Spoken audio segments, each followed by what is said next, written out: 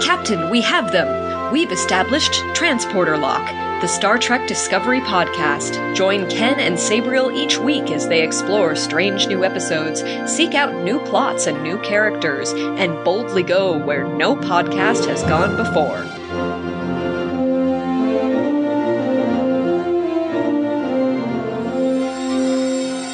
Hello and welcome to Transporter Lock episode number 55 for Picard, Season 1, Episode 8, Broken Pieces. I'm your co-host, Chief Engineer Ken Gagney. I'm Sabriel Maston. We are Borg. Well, that's not terrifying at all.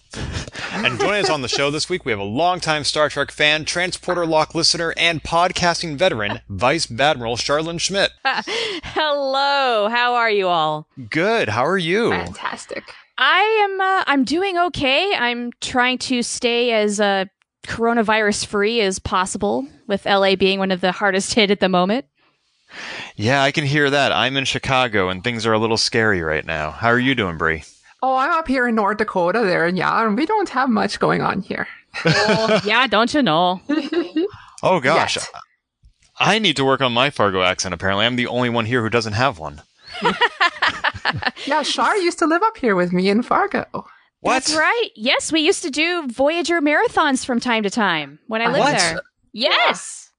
I had no idea you two went so far back. This is amazing. Yeah, back to what, 2013, Bree? Roughly, that's how we met. Someone happened to share a Tumblr post of yours on the the Star Trek subreddit. And I went and looked at it. It was a Janeway quote, and it said West Fargo. And I'm like, oh.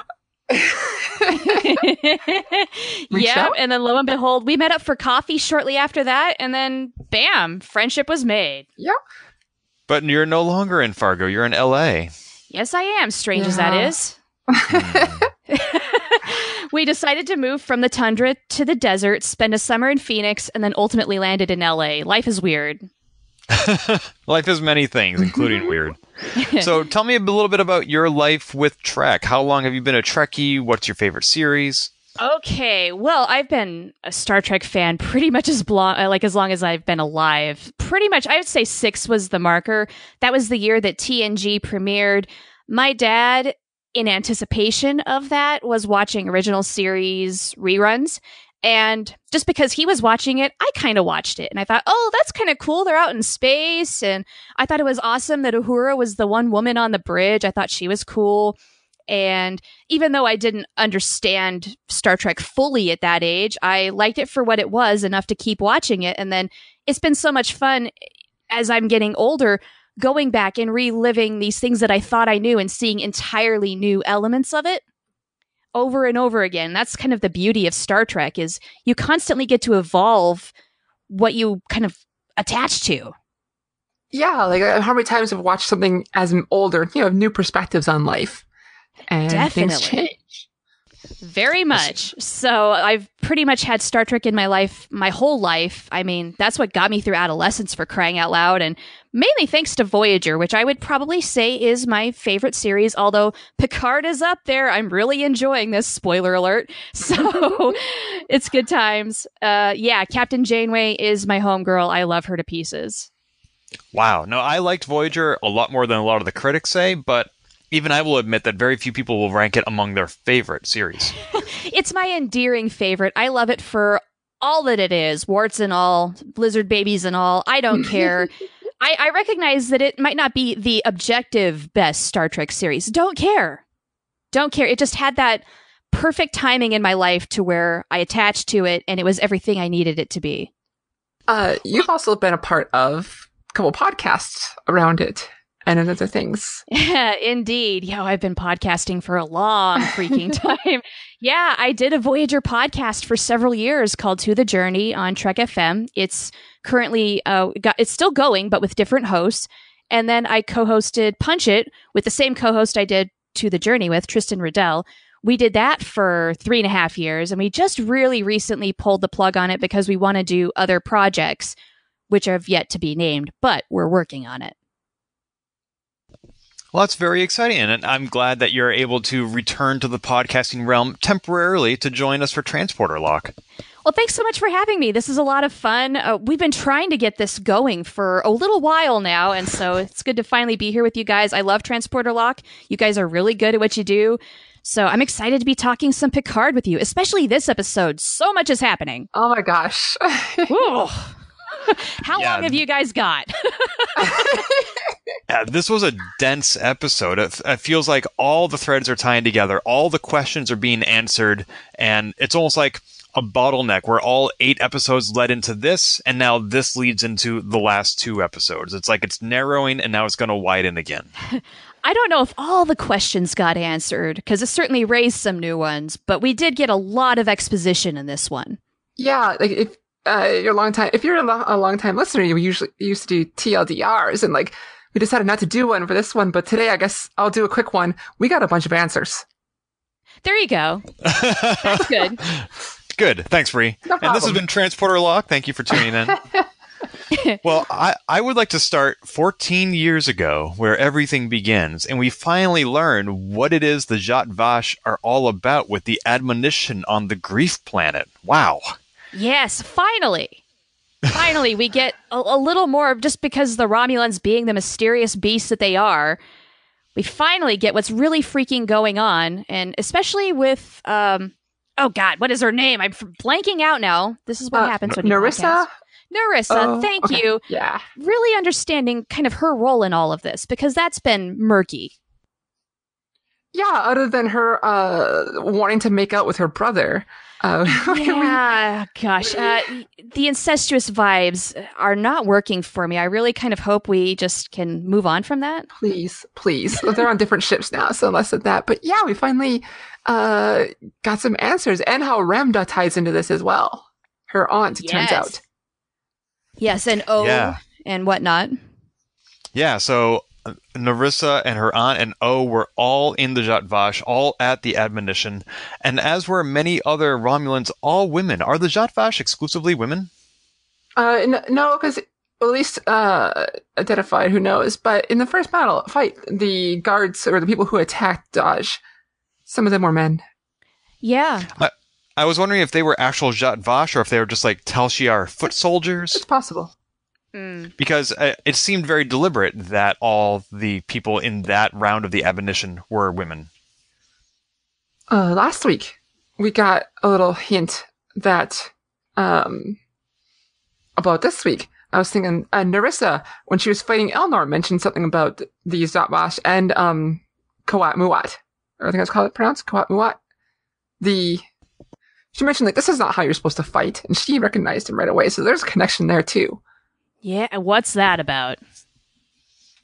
Well, they're both Romulan sects, and I don't think it's that unusual that a Romulan would know what the sects are in their own culture. Yeah, but I feel like there's a connection here. I mean, it's not implausible, of course not, but also the Zhat Vash were secretive even to Romulans. Yeah.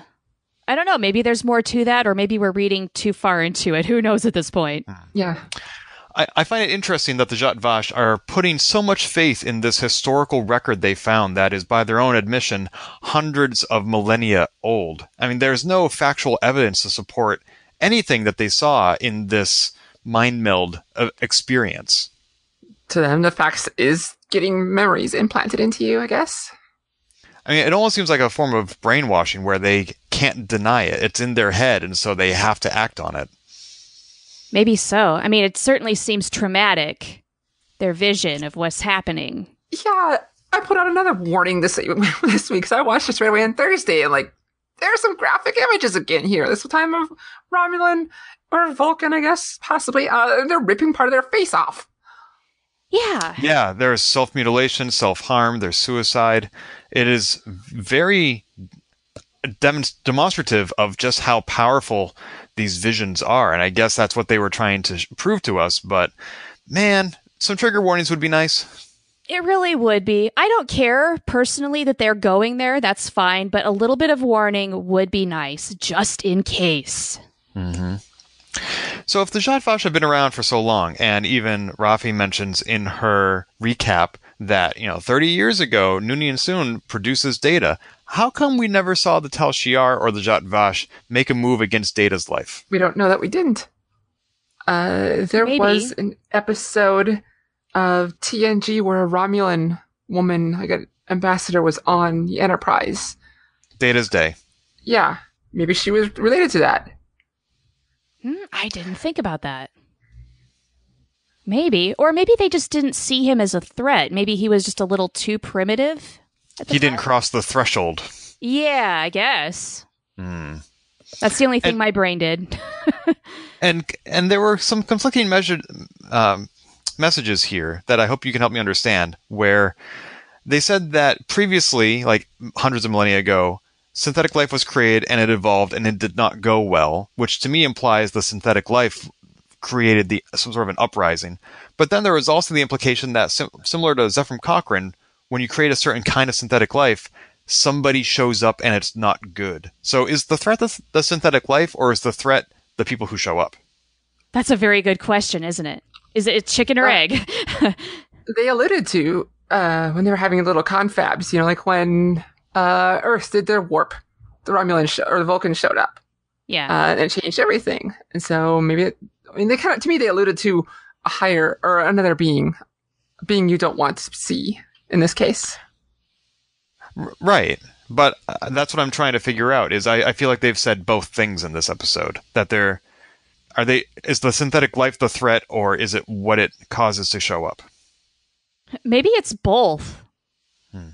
Just, I don't know. You create the synthetic life that reaches a certain threshold of sentience, then it summons whoever is out there, yet to be known and seen, and as a result causes the synths to revolt.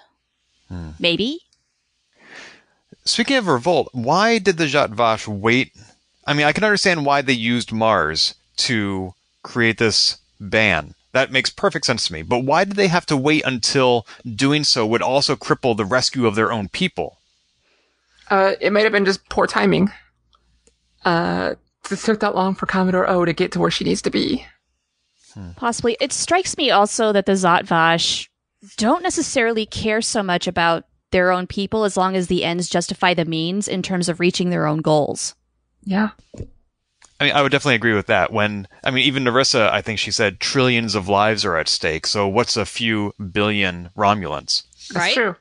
We also learn about the interplay when the Borg tried to assimilate a Zhat Vash ship.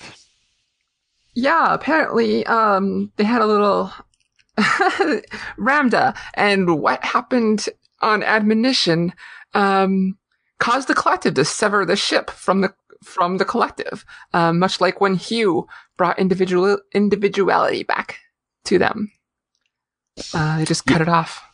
Yeah, the weight of her grief and despair, the trauma and PTSD of the admonition when it infiltrated the Borg cube upon her assimilation, which apparently had never happened. They had never assimilated a Zhat Vash before.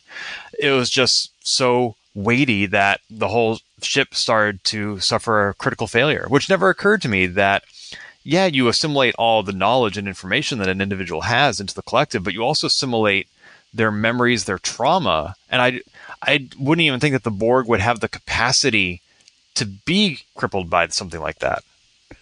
You would think a race like so focused on attaining perfection would find some way to filter that out so they could be a little more focused and, sorry Vulcans, but logical about the whole thing.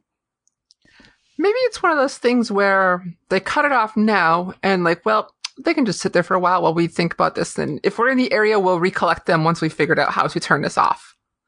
Oh, maybe. But you might also think that they would have assimilated some mental health counselors along the way and would have those skills at their disposal. You would think, right? Because I don't know. But then on the other hand, we have learned over time that the Borg do discriminate about who they assimilate. Yeah. So they won't take the Kazon. And so maybe these guys they're too much at this point. They're not worth it. They're a little extra. But A little extra, but also this admonition, this message sounds like it's a much higher thing than normal just beliefs. This is like some kind of horrible traumatic experience where maybe, of this grandiose, maybe even galactic, maybe even universal scale, or right, maybe. multiverse. even a prophecy of sorts, and the Borg even they won't mess with that. Right. Yeah, we've yet to see, in my opinion, the Borg really be integrated into this storyline. Like, they're not being targeted by the Zhat Vash. They are not a synthetic life form in the sense that we're thinking of it. It's really just been a set where things happen, and I suspect we're going to see more in the next 2 weeks, but so far it seems like it's almost like a B thread. Well, we better see more because I have so many questions about what happened in this episode. Well, I had this funny little thought based on something I saw on Reddit, like the Borg Queen in the Delta Quadrant, waking up, drinking her coffee. All of a sudden, she gets a notification like someone has logged in the Beta Quadrant to your account. No, I had 2FA installed. That'd be hilarious. Yeah, we saw the return of 7 of 9, which a few weeks ago I never would have predicted. And I really loved when she showed up because Elnor was in a spot. And by the way, Sabriel, you were completely correct that Elnor did find his way to Hugh's command council or whatever. Did you read the Q&A? What? Did you read the Q&A about that? What Q&A? Where? What? Go ahead and finish your thought and I'll tell you after. No, go ahead. Chabon, the guy who does the showrunner, he answered in the Q&A. Yeah, he answered a Q&A. He apologized to fans because people were like, how did Elnor why here? What? And he's like, yeah, I'm sorry. We had to make some edits. We filmed some stuff. We had some scenes, but we had to make some edits and that was to go. And there was basically Hugh gave him directions to his office kind of thing. Ah, okay. Oh, okay. Well, that makes sense But then. he apologized for not being in the episode. They just had to make some cuts. Okay. But when 7 of 9 showed up and Elnor just gives her a big hug, and that reminds us that Elnor really is a kid. He's very young, and he was in the fight for his life up until she showed up. And we also have seen 7 be very hard ever since she lost Icheb. But when he gives her that hug, when Elnor gives her that hug, she softens a little bit. She's like, it's okay, I'm here. And we get to see that maternal instinct of her again. Yep, I think she has another kid. Oh? I mean, she's going to adopt Elnor, more or less. Oh. Like, I see these two working together going forward. Yeah. I wouldn't object to that. I mean, I could see him being in the Rangers. He's certainly got the fighting skill set for it. And they both fight for lost causes. Yeah. Right? So, he's a perfect match, and these two already have quite a bond. I definitely see that in the cards. I love their interactions. Like when she first gets there, she's like, where's Hugh? So clearly that was a badge she had given Hugh in the past. But also, he tackle hugs her. And that reaction that you just mentioned, just the way she goes from, where's Hugh to, okay, we got this. Yeah. And then his questions, where he was like a kid, curiously asking, like, is this where the queen lived? And this? And she's like, I could answer these questions or I could just do this. Right. But then even afterwards, he's like, are you going to assimilate me now? But he didn't say it almost in fear. No, it was more like, it wasn't. I had heard this about Borg. Very innocent sounding to me. Mm. Yeah. I was also intrigued by the implication, as you pointed out, that 7 and Hugh had previous interactions, because we saw her previously patrolling the sector that Elnor's from, but apparently she had been to the Borg cube before as well. Or to at least talk to Hugh. But Narissa also knew. She saw the badge and she's like, I have a suspicion of a Fender Stranger. I think I know which one. So 7 has a reputation, or they've met before. Mm-hmm. Or both. Yeah, I have a feeling 7's made her rounds around here before. yeah, especially here. Yeah, I mean, it's the only Borg cube that's ever been retrieved by anybody affiliated with Starfleet, and so I suspect that a lot of XBs know about it and have shown up here and there. I loved this part where 7 decides to basically be this short range, like a Borg queen. I love that she's going through these difficult emotions. Like she knows, like she's like, they won't. Elnor's like, just do it. Well, she's thinking about it, and she's like, they won't want to be released, and I might not want to release them. There's something very important here when 7 connects herself to the cube, and she states herself. She doesn't say we are the Borg. She says we are Borg. And as in, like, this is an identifier, not a name. we are not a collective. We are people who are Borg. There's a very important, subtle distinction here, which, I guess I did there. It is a very important distinction. She is making her own little collective here. Oh, I don't want to say making her own collective, but she is experiencing her own little collective. It's away from the Borg collective. Mm-hmm. This brings up so many questions that I have, because when she does plug in to the collective, is she just communicating with the XBs on this cube? Is she tapping into the entire collective? Like, is it only like an all or nothing kind of a street? What happened here? I'm pretty sure it was localized because this Borg cube has been severed from the collective, and I think she said that she was only creating a local network. Okay, that was what, like, I in my mind, that's what I thought happened, but there was enough doubt in my mind to make me wonder, well, is the rest of the collective now aware at least that this thing is active again?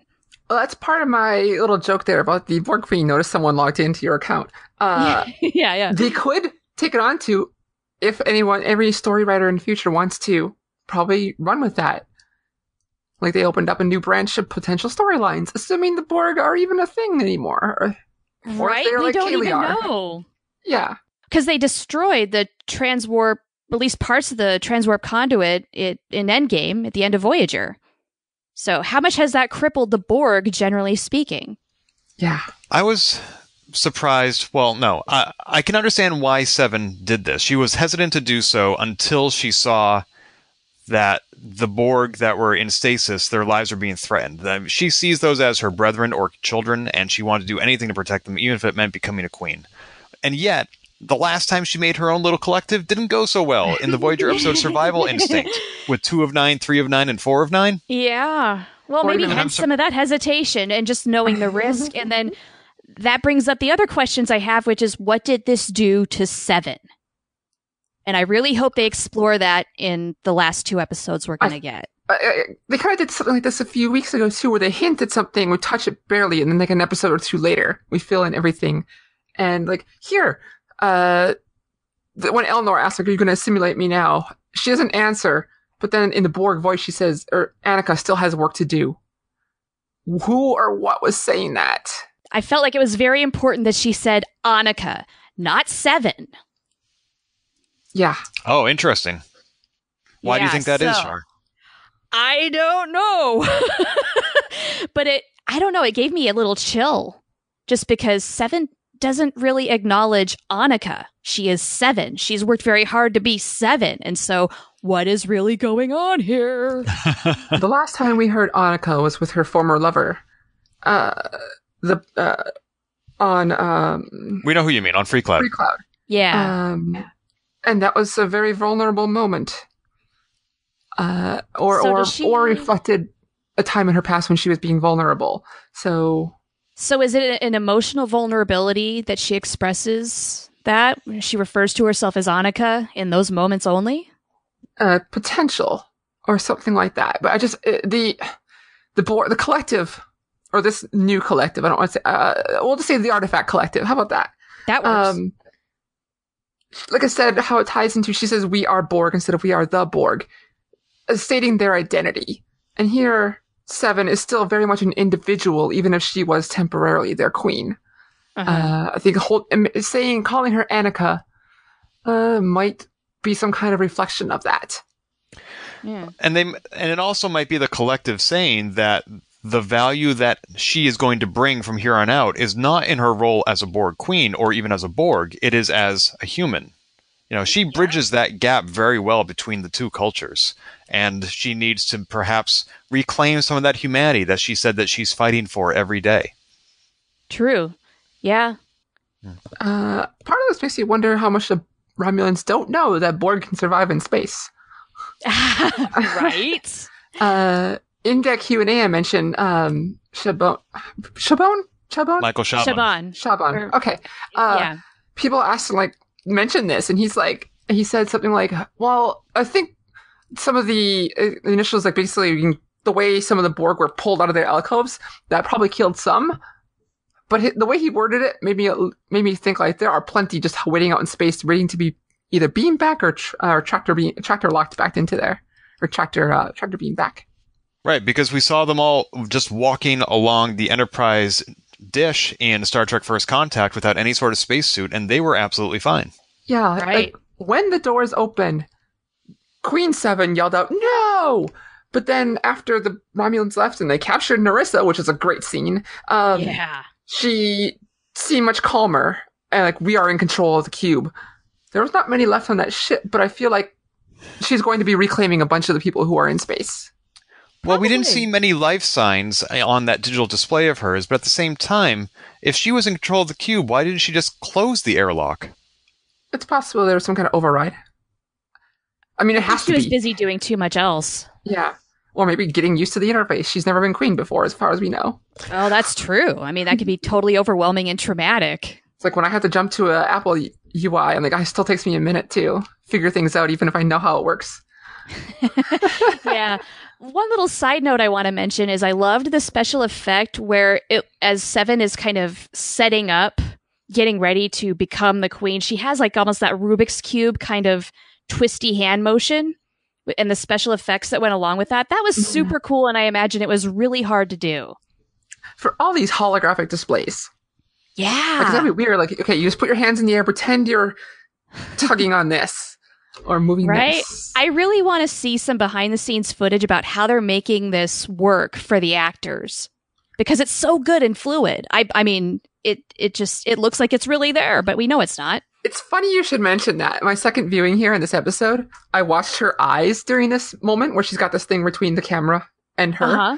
She's looking at her left hand entirely, but her really? face is at the middle between her hands, but her eyes are looking at her left hand. I wonder why. Yeah. Okay. I find that just interesting. Are there some instructions on her hand? Yeah.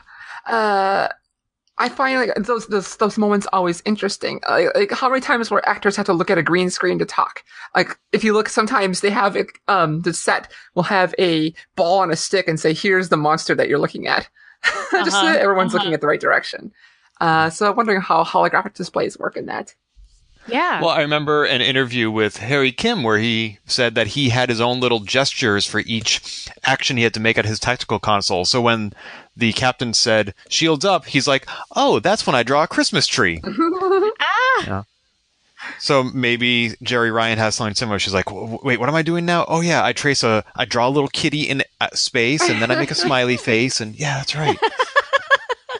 I love it. So now that she is in control of the Borg cube, what do you think she's going to do with it? Well, she gets to torture Narissa in her own Borg way. Yeah, that'll be fun. No, I think we saw Narissa beam out. No, that was the last episode. She beamed somewhere else. Here, at the end, the XBs surrounded her. She was shooting at them, and then the scene pulled away of them all grabbing her down, and very zombie-like. Yeah, I saw that, and I watched the episode twice. And at the end, there was a glimmer under all that body swarm of Borg pigpiling on her. I think she beamed away. Gotcha, I missed that then, if that's the case. Really? Yeah, I did too. Oi. Yeah, because even after that, 7 of 9 said that they were gone. And I think she meant everybody, including Narissa.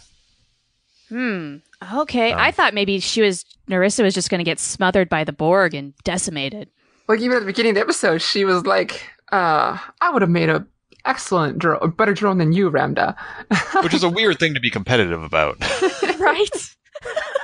Really? You're going to die on that hill? Okay. So I think we're going to see the Borg cube show up at the Synth homeworld. Yeah.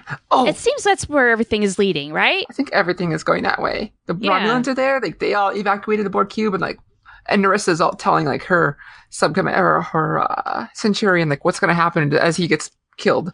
And we see all these ships flying away. We see Narek is still following the La Serena. Admiral Clancy was saying we're going to DS-12, but I can see a quick change in course.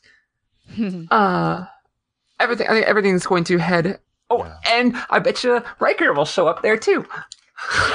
Hey, you never know. Wouldn't that be a cool surprise? Because he said last week, he's like, I'm still on the active reserve. Yeah. Well, Ken, like you were saying, I did not expect to see Seven again this season. I thought it was kind of done, and we had her calling card for future reference. Who knows? Riker could show up again, or Captain Worf, or who? I mean, I don't know. I am open to any possibility at this point, just because they've done a semi-decent job of keeping secrets from us. They've told us what they want to share with us, and so I feel like anything goes at this point. Show me. I mean, I would hate to see an actual Borg cube show up, because if a Borg if they assimilated a synth, I don't know where that would go, but it would not be any place good. Things really would blow up then, wouldn't it? Wow. I don't know. Yeah. Two things before we get off the Borg cube. One, we saw a really cool regeneration sequence. Oh, those these little bugs. Bots? Yeah. That was so cool. I love that. Finally, I actually get to see it in action. In the original series, they just show like things unmelting or whatever like that. Yeah. But now we get to like see a zoom in shot when they have like CGI, better CGI and whatnot. I thought that was really cool. It was.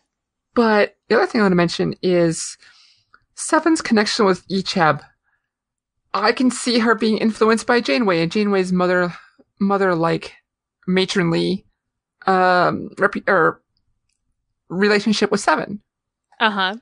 Everything, just that we can see her having learned a bunch from Janeway.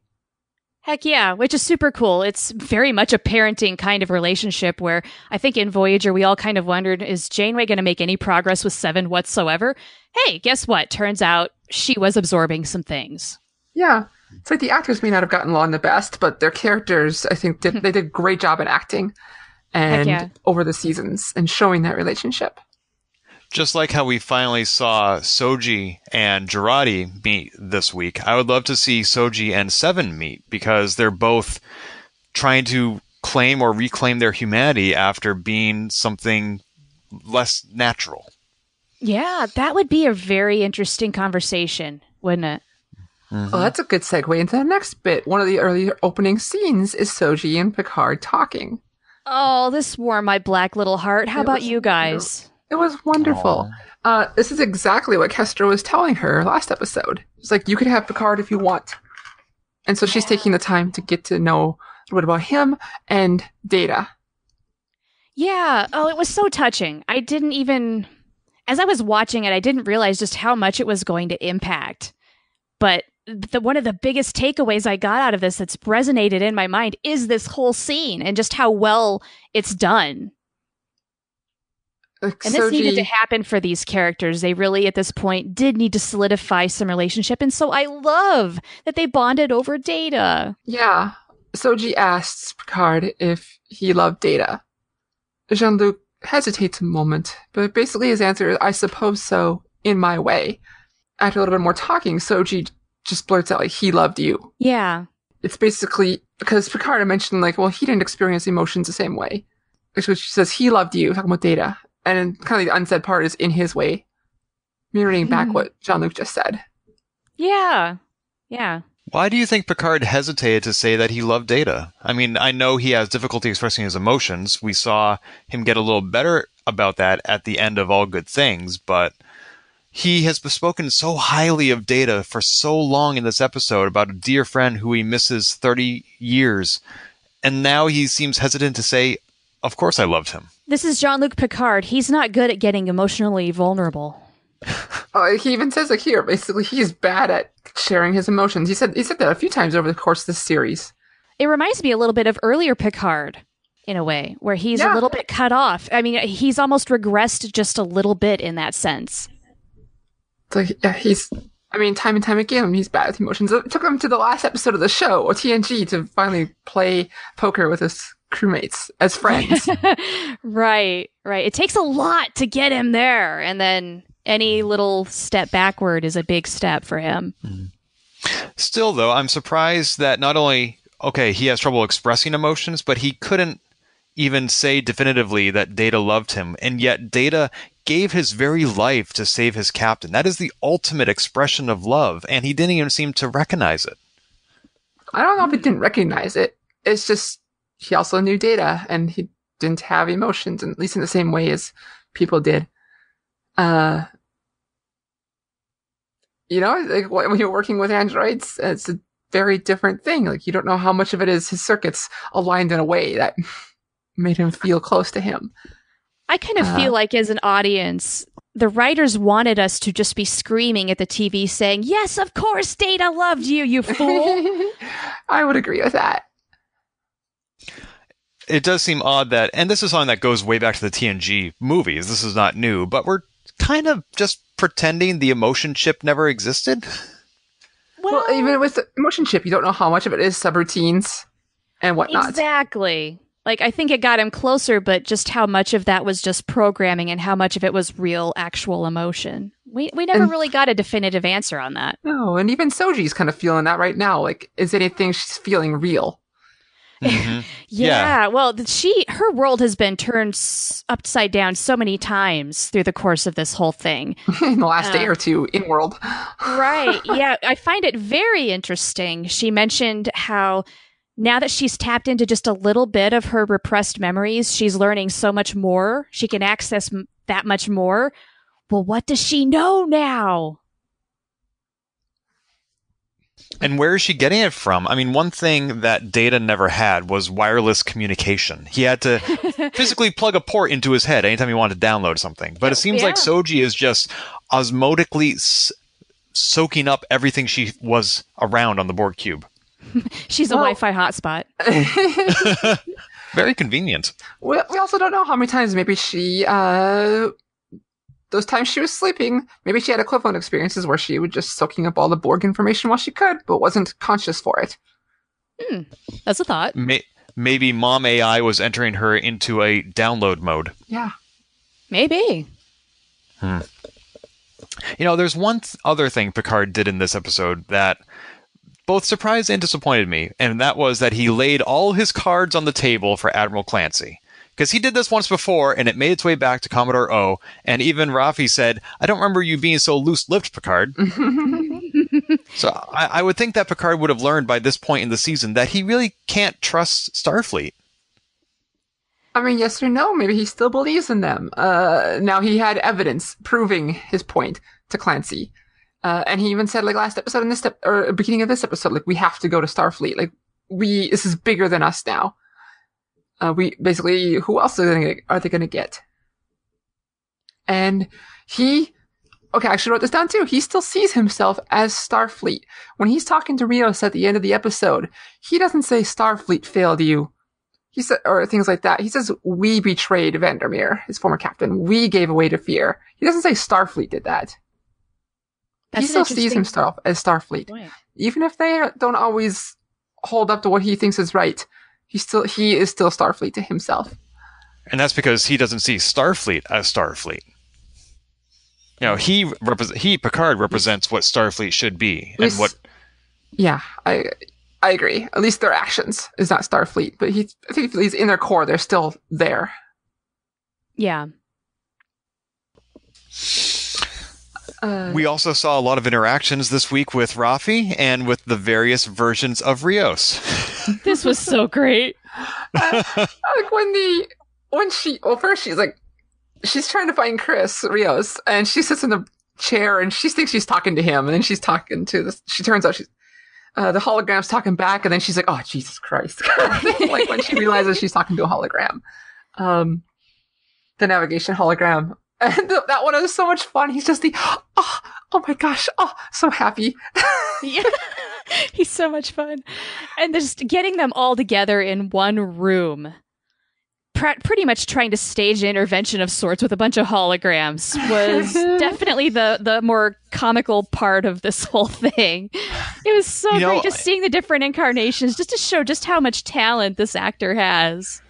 Yeah, it reminds me of Harry Wells from the TV show The Flash. Have you ever seen it? Never watched it. So there is a multiverse. There are multiple Earths, and basically in every season, they have a character named Harry Wells who like either leaves or dies or becomes incapacitated. So they just go to a different multiverse and get that Earth's Wells to be in this season. Huh. So it's the same actor every season, but it's a different version. Like one time he's a science fiction author, another time he's a detective like Sherlock Holmes, another time he's a genius like Albert Einstein. Huh. Wow, that's interesting. Yeah, it really demonstrates the actor's versatility, and they're doing the same thing here, where there are 6 different versions of Rios. 5 of them are holograms, and one of them is the human captain. Yeah, it's wicked. I love it. The engineering hologram being Scottish is perfect. Right? Come on. Oh, I hadn't even put 2 and 2 together. That's brilliant. How can you not love it? I don't know that putting them all in the same room would have occurred to me. If I had been in Rafi's position, she went to each hologram and said at least 3 times, "Where's Chris?" And the answer was, "He's in his quarters." And yet it took her a while to make a beeline to the quarters and just go right to the source. Well, I think she was just still trying to gather information, knowing that he was basically going to tell her to piss off. Yeah. I think she did the exact right thing. What I'm saying is that if I were in her shoes, that would not have occurred to me. I would not have been so creative. I would have gone right to the source, unarmed with all the facts that she eventually had. Yeah, well, Rafi is a very cool character. Does not, I think, get the credit she deserves, because I think a lot of people write her off as that crazy conspiracy theory lady who's just a druggie. And no, she is brilliant. She is wicked smart. She thinks outside the box. She thinks of the things that other people don't. Yeah, and here we got to see her explore, unraveling the conspiracy. She's discovering it with these holograms. She's unraveling that and figuring out what's up with Rios. Yeah. Oh, that was so good. And I just felt so good for her, too. She's not crazy. She was on to something. It's real. She even said something like that. She's like, this is the navigation hologram. It's something like, "How do you feel?" And she's like, "How do you feel about that information?" She's like, "This is great." I mean, in a bad, terrible, evil conspiracy way, but this is great. Exactly. Or when she was speaking with the engineering hologram and she started to put things together, you would put 8 stars in one place to leave a message, like a warning. And when she said that, I had chills down my spine, because I was like, oh my God, this is a civilization that was able to move entire stars just to leave a warning. Yeah. How much more terrible must the thing be that they're warning us about? And when she said that, I'm like, oh, crap just got real. Yeah, if you think of it that way. And later on, near the end of the episode, Picard says, yeah, but they don't have what we have. We have compassion and technology. And I'm like, and they had hubris, and you are showing hubris. Sheer effing hubris. Uh-huh. Yeah, but we have openness and love and companionship and all the other things that you find at the end of every JRPG.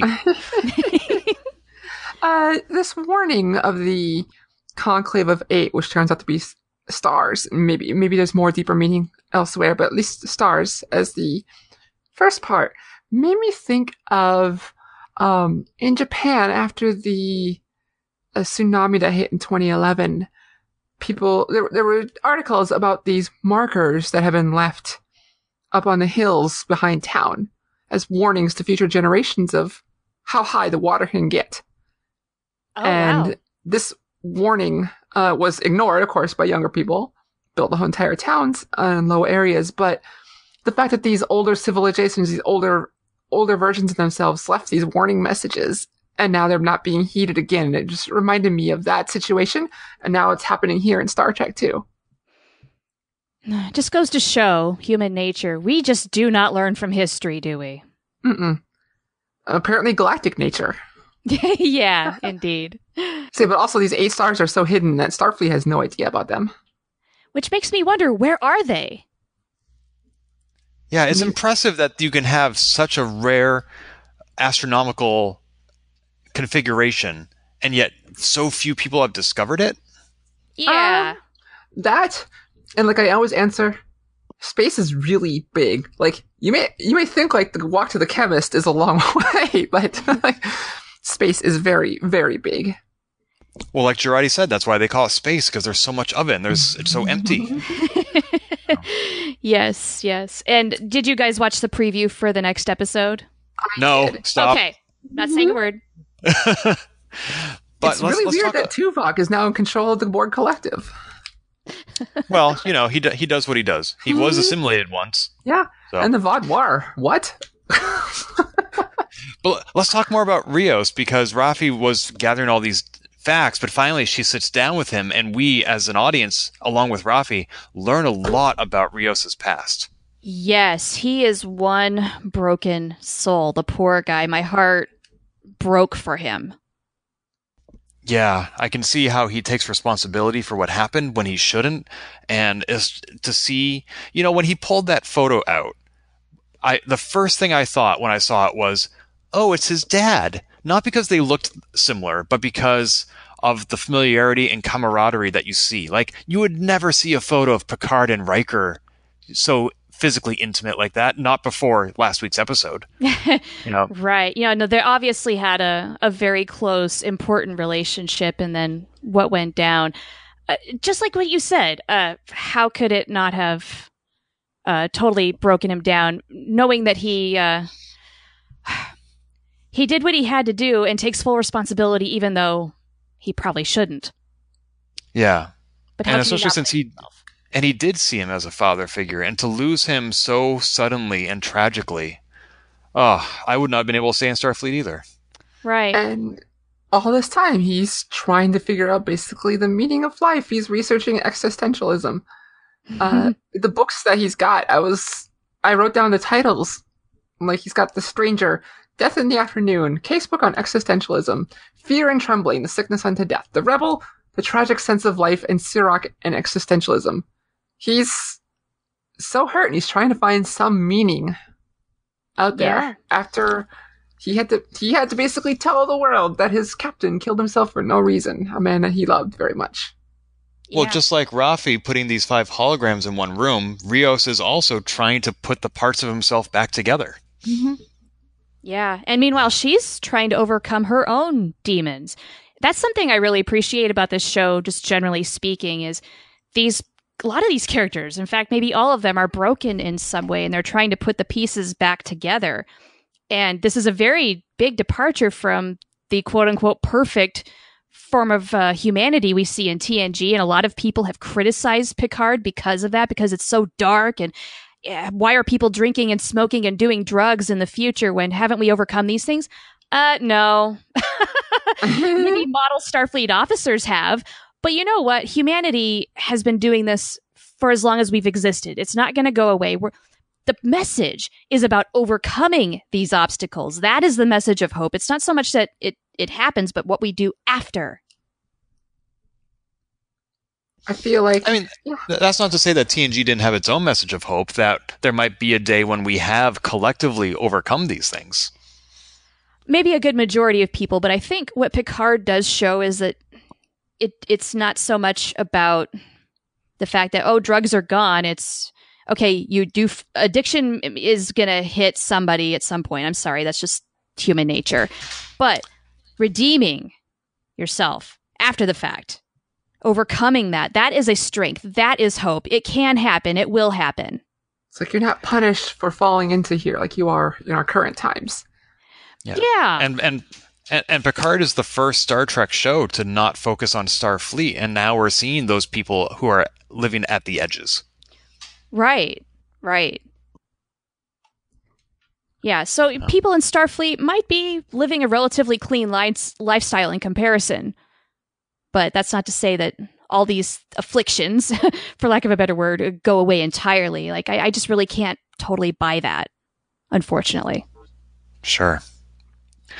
I have some questions about the diplomatic mission that occurred 9 years ago that Rios and his captain were on. I'm trying to figure out, so this means that Bruce Maddox was developing Soji-like synths 9 years ago, almost a decade ago, that he was that far along in his research. Am I reading that right? It sure seemed that way. That's what I got, yeah. I mean, that's impressive. I wonder how much more advanced Soji is compared to her sister, Jana. And I'm also wondering, how did Starfleet know that Jana and Beautiful Flower were synths? There was mention of they sent the scans to Starfleet, and something about that was a warning. But that was something that the crew of the ship did not figure out, but Starfleet did. That was weird. Yeah. I wonder if one of the developments Maddox has made in the last decade then is that people like Soji and Daj are able to pass those scans because nothing about them has been apparent to anybody that we're aware of so far. Yeah. Good call. Yeah. I love his names. It made me very think of 60s Star Trek with the name like Beautiful Flower and Jana. Space hippies. Exactly. But that also made me think. I put on the Twitter. I went and watched the first few minutes of the very first episode of Picard again, when Data and Picard are playing poker in his dream, and it brought me back to the 5 Queens of Hearts. Yes, we don't know what that means yet.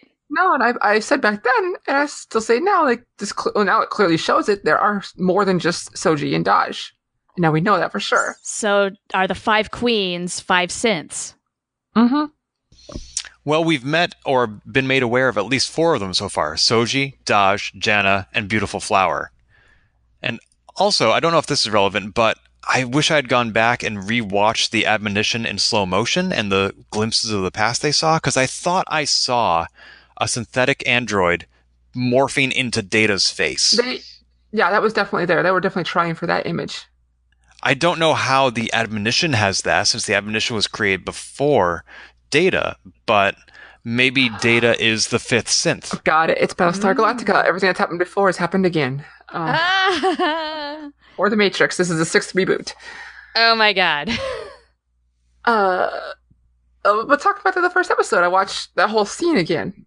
And I was like, there are some very important things here that they showed here that I think might be important. I said, note the cards were shown. We're showing the 5 queens, Queens of Hearts, but also we're showing a King of Diamonds. Picard noted to Data that Data, you have a tell, and he knows that Data is made up the tell. 2 more. Data forces Picard to go all in, and it showed Picard stalling. I feel like these moments are going to recreate themselves in some other way in these next 2 episodes. I would like to see Picard dream more. They seem to be very revealing. I mean, it's how he learned that Daj was Data's daughter. I mean, he seems to realize a lot of things in those dreams. Yeah. Also, because we still have Jurati speaking as a Soji in this episode. Jurati, it's happening at the same time that Rios and Raffi are talking, so it's kind of interleaved, bounce back and forth, getting this information. And Jurati is sitting here marveling at what she sees as a work of art. And she's calling her, like, you are a masterpiece. Soji asks, like, do you see me as human? We never get that answer. Or as a person. Oh, you see me as a person. And we never get to see that answer. We don't know if Jurati did not answer, or which I think it is, or it was not shown. But the way the segments were cut, where it was basically continuing the previous sentence, I don't think Jurati gave her the answer that she wanted to hear. That's the impression I got, too. It was... Jurati, as much as she marvels over Soji, that was very intentional, wasn't it? Yeah. She's asking all these questions. Do you sleep? She's all like, oh my god, you sleep. Oh my god, you eat. You drink when you're thirsty. But she still sees a machine. Sort of like Maddox. How Maddox saw Data. Yeah. Until the very end of that episode. At the end of Measure of a Man, he finally said he referred to Data as a he, not an it. True. Mm-hmm. True. So, yeah, I do find it interesting that we did get that cut. I'm assuming it's cut that way on purpose to show that maybe Jurati still has some reservations, despite the marvel that Soji is. Yeah, and she still has this internal, I saw the universe destroying itself thing going on in her head, so maybe she couldn't answer. Even That's if she wanted true. I mean, to. she's got some things going on. Yeah. And she's killed somebody, and she's got to turn herself in. She thinks every day about committing suicide. Yeah. Yeah. I think she's going to be dead by the end of the season. You think so? Maybe sacrifice. I don't think it's I don't think it's the redemption she deserves, but I feel like that's going to happen. Yeah. Do you think she deserves to be redeemed? Potential. I'm all for redemption arcs, but how they go about it is usually difficult in TV. Mm-hmm. Or media period. I mean, I myself have been trying to figure out we know there's a second season of Picard. who is going to make the cut and who isn't. I mean, is this now his crew and he's going to go around space solving mysteries with this ship? Yeah, I don't know. Going to be a second season with the same story, or a second season of a new story? Good question. Picard and Jurati. Well, when Picard got back, I found it very much showing his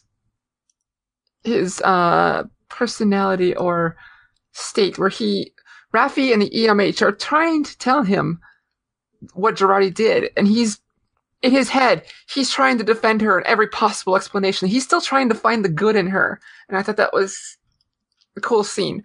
It's very short and brief, but he's sitting here trying to work out, like, no, clearly she was forced into this, she was coerced into this. There's something. He's trying to find the good in her, and they're like, Picard, just effing listen. She tried to kill a man. Right. Again, I think that's the Starfleet in Picard leaking out. Yeah. Because that's exactly what he would have done in TNG. Well, right. Like in the episode The Drumhead, where everybody is seeing agents and saboteurs everywhere, and he says, this is not how Starfleet works. We can't give in to fear. Right. Yeah, so he wants to give her the benefit of the doubt because that's exactly what he would have done as captain of the Enterprise. Yeah. That's right. Yeah. We even got a reference to the Reliant in this episode. Yeah. Maybe not It's cool. that Reliant, but an incarnation. Yes. Yeah, when you look at Memory Alpha, there are multiple Reliants. Which one were you referring to, Shar? Not the one in Star Trek II. Yeah, any Reliant that was right. not that one. That's right. See, I already forgot that was the Reliance. That's right. Any other comments and thoughts about Broken Pieces? A few short ones. Let's hear them. I got a kick out of it when Raffi calls the record player a Walkman. Oh, yeah. That was so cute. Kind of like all the times that Tom Paris was on the holodeck with his cars and B'Elanna got the names wrong. The Camaro. Right? Yeah. Or Neelix with some needs more jalapenos. I love that. Rios has amazing backup way to take back his ship in case he ever lost it. He sings a little lullaby, which I thought was fun.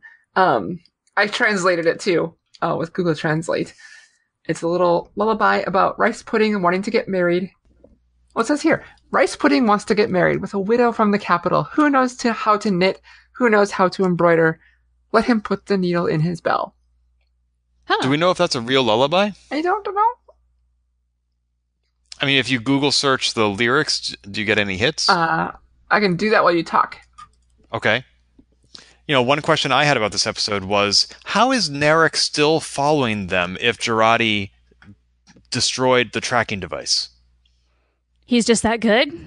I don't know. I wouldn't put it past him. I mean, he is Tal Shiar, he's Zhat Vash, he has tools at his disposal, but he was clearly distraught when Jurati destroyed the tracking device, so it was clearly throwing a wrench in his plans. Oh, certainly. So now he is maybe improvising, and does that mean he will eventually not be able to keep up? Will that be his undoing? Will he get lost inside the Transwarp hub? Or network? We'll find out. I didn't realize that just any ship could use a transwarp conduit. I don't remember Endgame well enough to say, did they have to prep the ship to go in? They had Borg help getting in there. Right. 7. And so here they had Soji with her Borg weird stuff, and then he could just trail in behind them. But even her initial attempt to go into the transwarp conduit was ill-advised because she hadn't set up any gravimetric shielding or whatever. Rios had to remind her, you're about to get us killed if you don't do this right. Right. The lullaby is a real thing. Oh, good. What's the name of it? Does it have a name? It's Eros con leche, rice pudding. Ah, lovely. Okay, good to know. I think that's what that stands for. But I found references like 2013, 2011, 2010, or 1996. So yeah, it's a real thing. Nice. And we haven't any listeners are like, oh my god, how did you not know this? Yeah. I'm wondering how far away the synth homeworld is that they need a transwarp conduit, because I presume the Romulan fleet is not going to use a transwarp conduit. I assume that Janna and Beautiful Flower did not use a transwarp conduit. We get an answer next week. Oh yeah, we will. Oh, I mean, we get an answer next week. And it's kind of too bad that Picard, he laid all his cards on the table for Admiral Clancy, and she offered him a squadron, and then he doesn't take it. Yeah, what? Like, people are like, does he leave an RSVP at Deep Space 12? Like, let them know, like, because she's like, just sit there. We'll come to you. A squadron is meeting up at this space station. Just sit there. And then they leave immediately. Yes, I also love that Admiral Clancy dropped yet another F-bomb, and it was fantastic. Yes. With all due respect, and at long last, I love that second part. Like, I've been waiting for this. Even Adrani Let's One too. She had a moment where, like, I finally get a crew and I effing ruin it. Any other closing remarks? Yeah, I got one last thing. I loved it when Picard, he's getting all worked up, they're getting ready to go and blast off. He sits in the chair as if he is in command of this ship. It's not his He cracks his knuckles. And then he realizes, oh, I can't use the interface. I don't know how to use this. And I don't know if they were going for like kind of like an old man doesn't know how to use a new technology kind of moment, but it was so humbling and it was so well delivered. I thought it was cute. So I loved that. Yes. It was great. And like, oh, you can have your chair then. Here you go. Big, huge dramatic moment. The music is swelling. And just, aha, gotcha. I thought that was great. Oh. Do you think... So I loved it too, but how would you have felt if he did know how to use it and he did set the ship on its course? Not his place. Not his ship. Yeah. If I were Rios, I would have said, out of my chair. Because I'm sure there are a lot of viewers who are waiting for Picard to take back the captain's seat. But that's not what this show is. I hope we don't get that. No, I mean, I agree with you. I'm just saying that there would have been some fan service at play had he known what he was doing. Maybe. I think it was more like he rarely ever flew the ship anyway, so I think it was more like a few episodes ago when he goes, engage. I think that was more the moment. Yeah. Yeah, I agree. That's what I was going to say too. There were a few times, I think it was the episode, maybe it was Booby Trap, where he did take the con and he led the Enterprise out of a minefield or asteroid belt. So it's not unprecedented, but I do absolutely agree. It is rare, and that is not the captain's place. I found one more note that I missed. It's actually just before this scene happens. Picard is having a Doc Brown moment with Rios and tells him the future is left for us to write. Fear is the great destroyer. Or fear is the great destroyer, Rios, not. And then Soji walks in. And I was like, ah. I see what you did there. Yeah. Speak of the devil. Speak of the Sebcheneb. Well, I think that wraps us up for Broken Pieces. We are 4/5 of the way through the season. I feel like I would not have been surprised if this were the penultimate episode and there was just one more where everything comes crashing down on the synth homeworld. I'm really excited that they have 2 more episodes to really dig into that. I can't wait to see what comes next. Yeah. Oh, I think these last 2 episodes will be an explosive, amazing, fun, action-packed conclusion. And I love the fact that we got all of our stories kind of weaving together in this episode. That is such a novel type of format. And especially it's very Kirsten Beyer. You can tell it's her at work here tying all these threads together.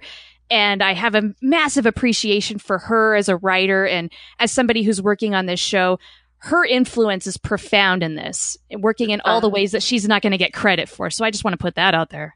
Absolutely. Where do you normally see her work? Oh, Qatar, please. Phil Kenan. Well, okay, what happened is she wrote a story in 2005 for Strange New Worlds, which was fantastic, kind of establishing herself as a short story writer. And then in 2009, she took over the Voyager novels, has been writing them since, and even has one yet to be released, I think, later this year. Is that right, Bree? I think so. Yeah. Okay. So she has not stopped, and she's done an amazing job of giving the Voyager crew a whole new life in the novelverse. She's very good at what she does. She's basically Voyager and company go back to the Delta Quadrant. But she also explores like how Janeway and Chakotay are doing after the fact when they get back. How Seven and Icheb are figuring out life in the Federation. And Yes. it's just really well done. It's so well Tom done. and Bellata. Yeah. And they tried to hide B'Elanna or their daughter. Yeah, Mirel. From Nirel from the terrible Klingons. And so Yeah, a lot of things going on, and it's always kind of a kind of just a tricky maneuver because they're using the slipstream drive to get to and from the Delta Quadrant and the Alpha Quadrant, but there's always a chance they could be stranded yet again because it's not the most stable thing. They can do it, but it's risky. So Well, I'm happy to hear that the Voyager novels are doing so well because I read the very first 2 books set after the end of the series, both written by Christy Golden, whose other books I had up until then enjoyed, but the Homecoming 2-parter that she wrote, I was very disappointed by, and it stopped me from reading any more Voyager novels. The one good thing she did is she had Chakotay and Seven break up, I think in the first 2 paragraphs of Homecoming. So, I mean, she really did us a great service with that. That's all she really needed to do, and the rest of it, fine, whatever. Kirsten Beyer, I mean, she doesn't hold a candle with Kirsten Beyer. Agreed. So And that's not to diss Christy Golden as a writer, because I agree. I mean, she's written a whole bunch of other stuff, but maybe that just wasn't the best choice for her. I don't know. Yeah, I love her Forgotten Realms novels, and this one just didn't work for me. But I have read all the Strange New Worlds compilations, and now I need to go back and remember which ones were written by Kristen. I think the best way to wrap this all up into Picard here is if you are enjoying Picard, you could see Kristen Beyer's work all over, right? And go to the Voyager relaunch novels, especially the one where it starts with Kristen Beyer taking over the helm. Like, they kind of full circle recap what happened that you're missing. So even if you don't read all of them up to that point, you'll be fine. You'll figure it out real quick. Yeah, start with Full Circle. That can bring you up to speed. And that in itself is a work of art. It's a really well-written book. Yeah. If you love Voyager, read that. Excellent. I'll include a link to that in the show notes, and I will add it to my Goodreads list right after Gideon the Ninth. Thanks. Yay. Cool. Wonderful. So, Shar, for those of our listeners, which is all of them, who have so enjoyed having you on our show, where can they find you online? Well, if you're not sick and tired of hearing me talk, there's a whole bunch of podcasts out there you can listen to. I mentioned it before. Punch It, To the Journey, up to episode 190. But if you want to talk to me, my handle on Twitter is the Profanity, and I'm always game to talk Star Trek. You know, and true to your Twitter handle, I need to thank you so much for respecting our boundaries on this show today. Trying to keep it family friendly for you. Unlike Picard, so thank you. Well, unlike Admiral Clancy. All right, so for those who have enjoyed us, you can find more shows, of course, at transporterlock.com. Until next time, we are bored. Hit it. No. If you've enjoyed this episode, please leave a review on iTunes and keep your hailing frequencies open by following us on Twitter at TransporterLock or subscribing to our podcast and email newsletter at transporterlock.com.